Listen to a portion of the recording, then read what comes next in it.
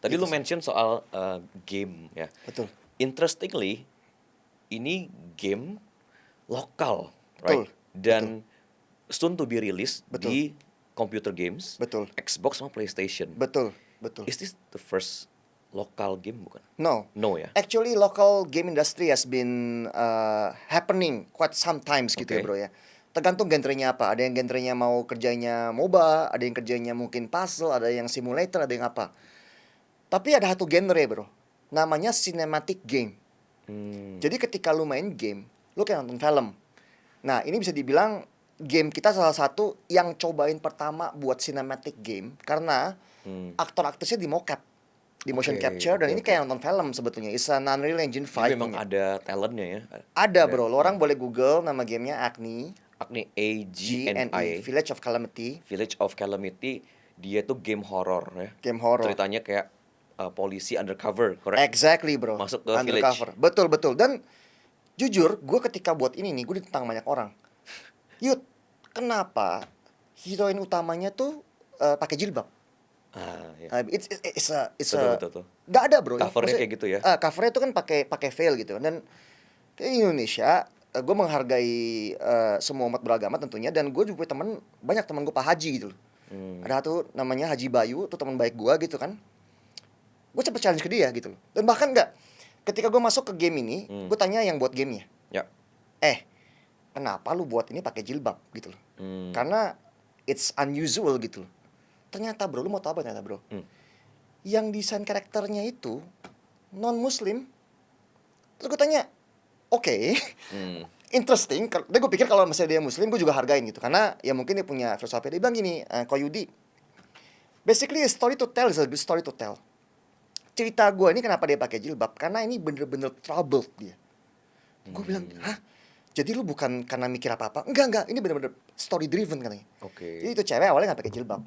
Ya. Jadi ketika dia saking takutnya ada teror yang gak bisa gue ceritain gitu ya, dia pakai jilbab tuh untuk melindungi dari hal-hal buruk itu. Dan sesuai sama lore-nya, sama story-nya, Iya, iya, sama itu. iya. Jadi it's not something that gimmicky that we make up. It's something true to heart. I need to deliver the story. Right. I don't care.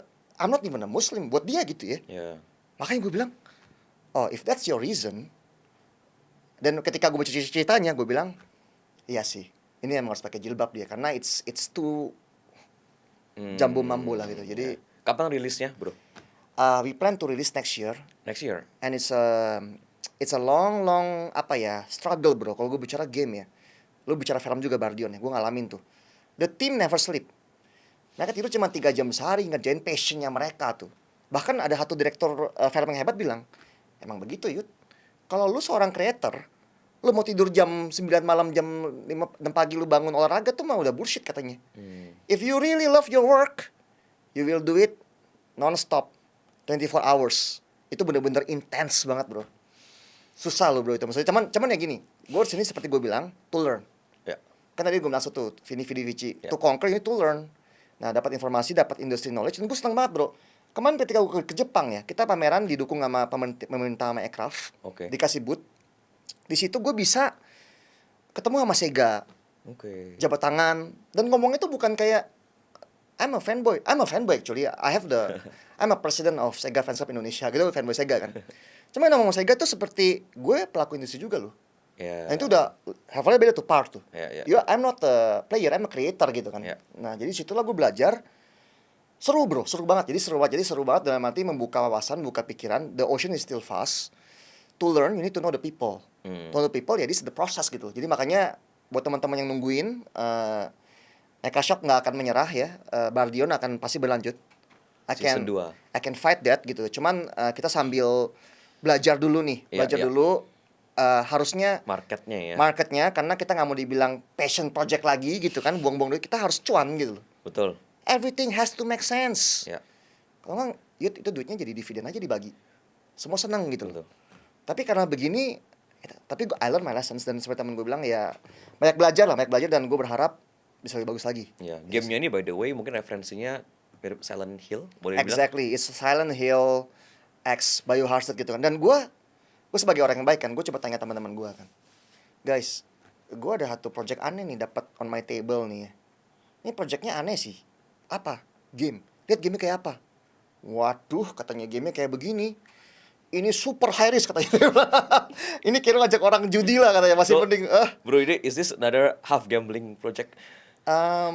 I must say so. So maksud gue gini lah. Kita sih nggak bilang no.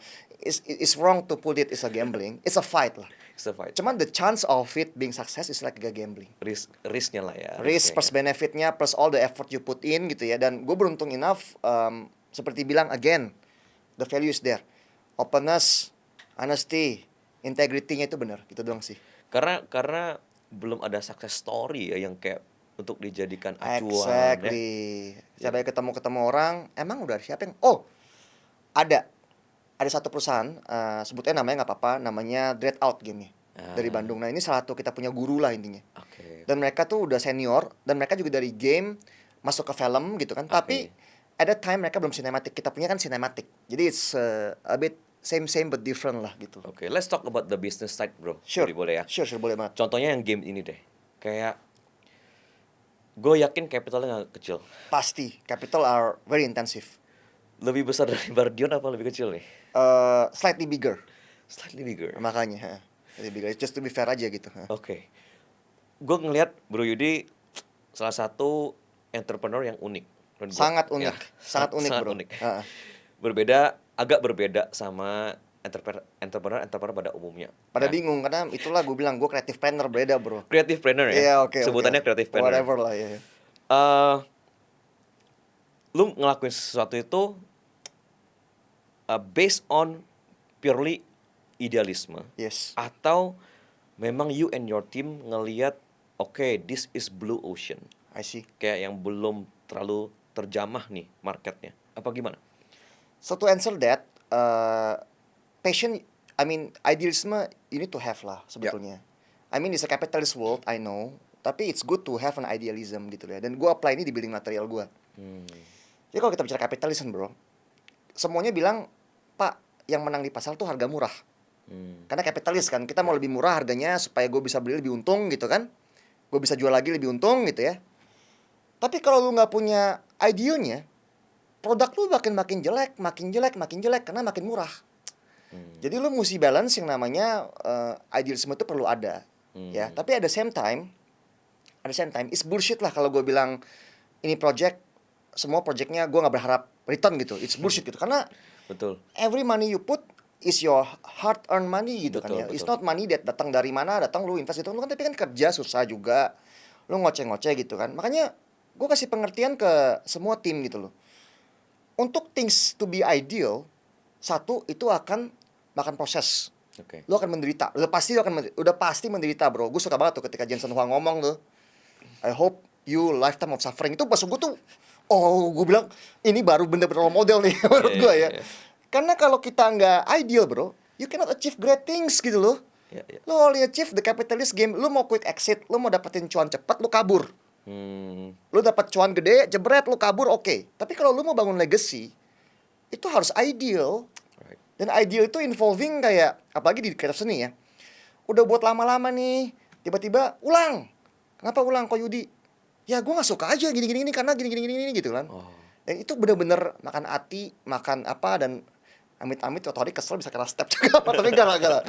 Tapi intinya adalah tadi yang gue bilang, it has to be ideal. At the same time, it has to be making sense gitu loh bro. Iya. Kalau kita bicara blue ocean, sure, it does look like blue ocean. Makanya orang bilang tuh kayak orang sinting, orang yang crazy, sama orang yang pintar tuh beda tipis gitu kan.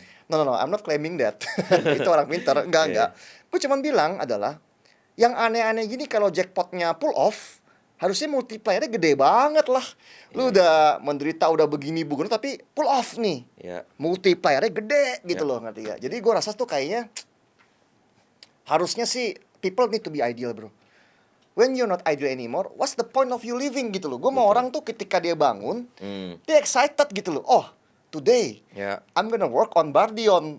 Pas dia sama Monster Agape gitu ya, gue excited banget gitu. Gue look forward for tomorrow. Pertanyaan gue buat para pebisnis dan para penonton Volconomics ya. Are you excited about your work gitu loh? Something to be done. Apa lu cuman kayak gue kerja dapat duit udah bagus lah, gue gak mau apa-apa. Apa mungkin dapat dividen dari family business gue udah cukup lah, nggak begitu ya? Lu kayak to be honest bro, to be honest, ketika gue buat Bardion dan buat hal-hal yang lain seperti Haruka dan lain-lain tuh ya, gue rasa tuh is the most suffering time in my life, ya. Tapi di sisi lain ya, that's the only part where I feel that I'm alive bro.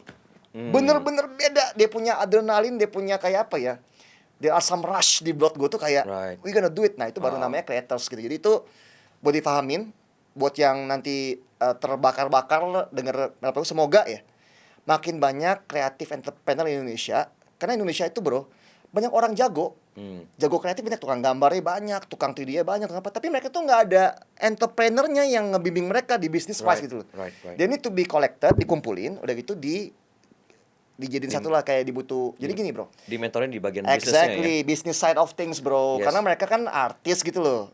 Right. Gue beruntung enough, gue digebukin sama bokap gue gitu loh. Lu pahamin tuh financial statement, profit and loss, balance sheet lu ngertiin tuh. Yang mana jadi aset, yang mana jadi liabilities lu gitu anggapnya ya. Jadi gue apply that kind of theory. Teman-teman gue pernah nanya, Yud, gimana?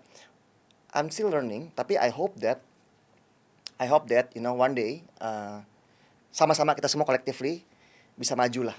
Itu that's my purpose. My question is, ini mungkin bisa buat teman-teman yang nonton juga ya, sebagai yang terinspirasi buat jadi creative planner gitu. Betul. Oke, gue punya ide, gue punya idealism. Ya.